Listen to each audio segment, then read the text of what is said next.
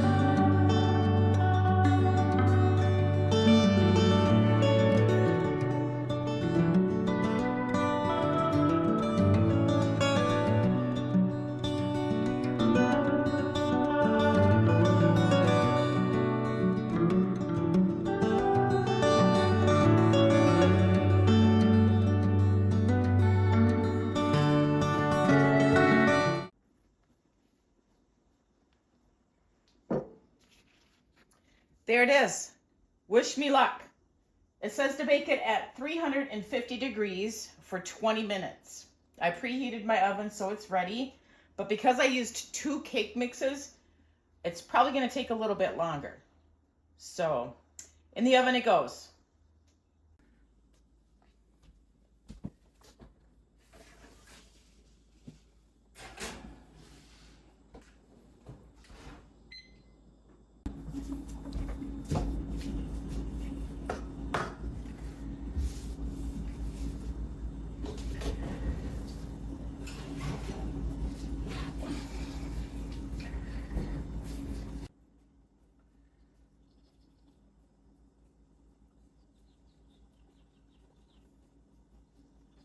I'm going to say another 5 minutes, because that seems like it's just about done. Okay, so that other 5 minutes is just about up, and I don't want these to overbake. So we're going to let these cool. They're heavy. Cool on a wire rack.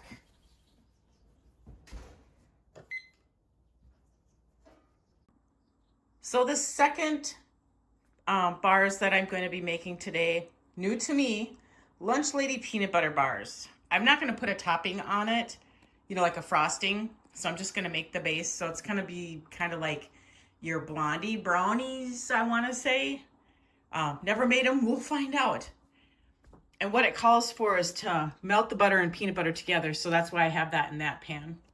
So the recipe calls for 1.5 cups of peanut butter, a cup of melted butter, which we're going to melt them together, 2 cups of flour that I have in here, 1.5 teaspoons of salt. Hold on, I'll get the eggs.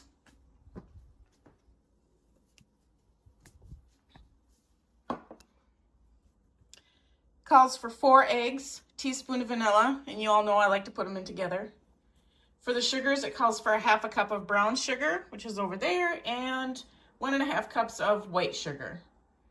So I'm going to get this started and put together here then. So I'm going to put together the peanut butter bars. It says to put the sugars together, so I have them in the mixer, then put the eggs in, mix that all up together, and then I did melt my peanut butter and butter back there. I'm gonna let that cool just a little bit longer so that I don't have scrambled eggs in my bars. So I'll be back when I get ready to do all that.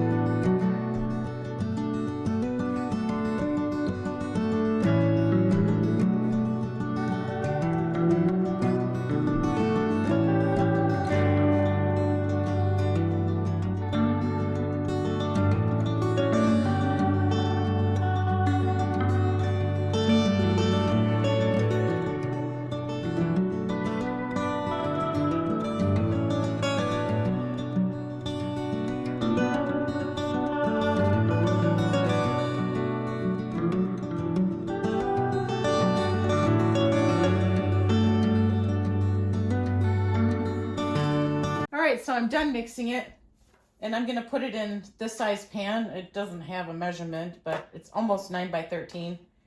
But I'm going with it because it's what I have on hand.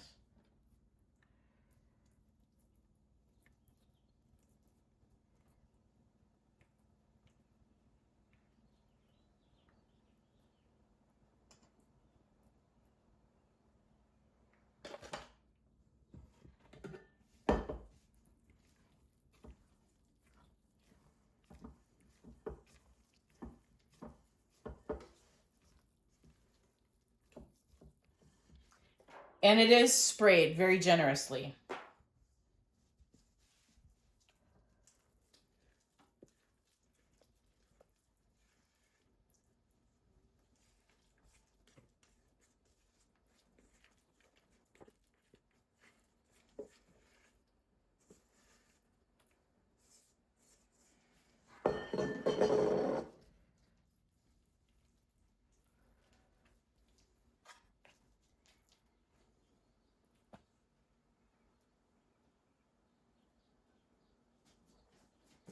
And it says to bake it at 350 for 30 to 35 minutes. So that's what I'm gonna do.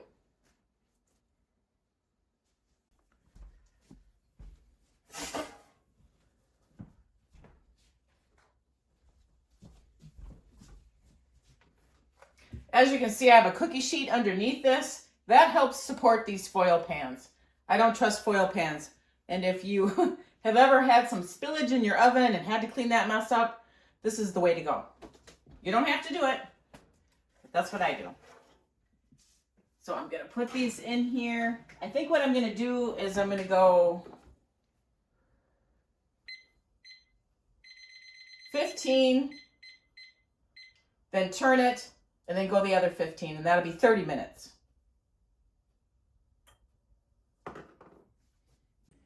Okay, so I am done with the bars.